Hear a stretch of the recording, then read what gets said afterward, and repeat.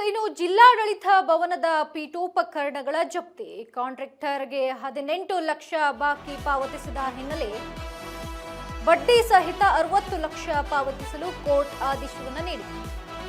60 ಲಕ್ಷ ಪಾವತಿಸಿದ ಹಿನ್ನೆಲೆ ಫರ್ನಿಚರ್ ಜಪ್ತಿಗೆ ಆದೇಶವನ್ನು ನೀಡಲಾಗಿದೆ. ಇನ್ನು ಕೋರ್ಟ್ ಆದೇಶದ ಹಿನ್ನೆಲೆ ಜಿಲ್ಲಾಡಳಿತ ಭವನದಲ್ಲಿ ಜಪ್ತಿ ಮಾಡಲಾಗಿದೆ. 19 ಮಾನಿಟರ್ಗಳು, 15 ಸಿಪಿಯುಗಳು ಹಾಗೂ 1 ಜೆರಾಕ್ಸ್ ಯಂತ್ರಗಳನ್ನು ಒಳಗೊಂಡಂತೆ ಒಟ್ಟು 35 ಉಪಕರಣಗಳನ್ನು ವಶಪಡಿಸಿಕೊಂಡಿದ್ದಾರೆ ಅಧಿಕಾರಿಗಳು.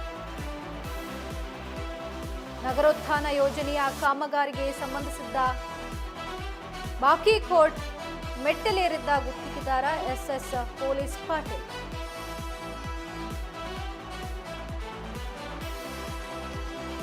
ಜಿಲ್ಲಾಡಳಿತ ಭವನದ ಪೀಠೋಪಕರಣಗಳನ್ನು ಜಪ್ತಿ ಮಾಡಲಾಗಿದೆ.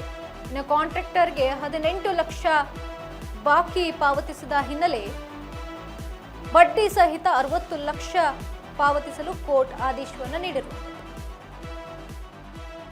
60 ಲಕ್ಷ ಪಾವತಿಸಿದ ಹಿನ್ನೆಲೆ ಫರ್ನಿಚರ್ ಜಪ್ತಿಗೆ ಆದೇಶವನ್ನು ನೀಡಿದ್ದು, ಕೋರ್ಟ್ ಆದೇಶದ ಹಿನ್ನೆಲೆ ಜಿಲ್ಲಾಡಳಿತ ಭವನದಲ್ಲಿ ಜಪ್ತಿ ಮಾಡಲಾಗಿರುವಂಥದ್ದು. ಇನ್ನು 19 ಮಾನಿಟರ್ಗಳು, 15 ಸಿಪಿಯುಗಳು ಹಾಗೂ 1 ಜೆರಾಕ್ಸ್ ಯಂತ್ರ ಸೇರಿದಂತೆ ಒಟ್ಟು 35 ಉಪಕರಣಗಳನ್ನು ವಶಪಡಿಸಿಕೊಂಡಿದ್ದಾರೆ ಅಧಿಕಾರಿಗಳು. ಕೆಲಸ ಮಾಡಿದ್ದೆ, ಸುಮಾರು 15 ಕೋಟಿ ರೂಪಾಯಿ ಕಾಮಗಾರಿ ಮಾಡಿದ್ದೆ. ನಾನು 16ರಲ್ಲಿ ನನಗೆ ಸುಮಾರು 8 ಲಕ್ಷ ರೂಪಾಯಿ ಪೆಂಡಿಂಗ್ ಇತ್ತು, ಅವರು ಕೊಡಲಿಲ್ಲ.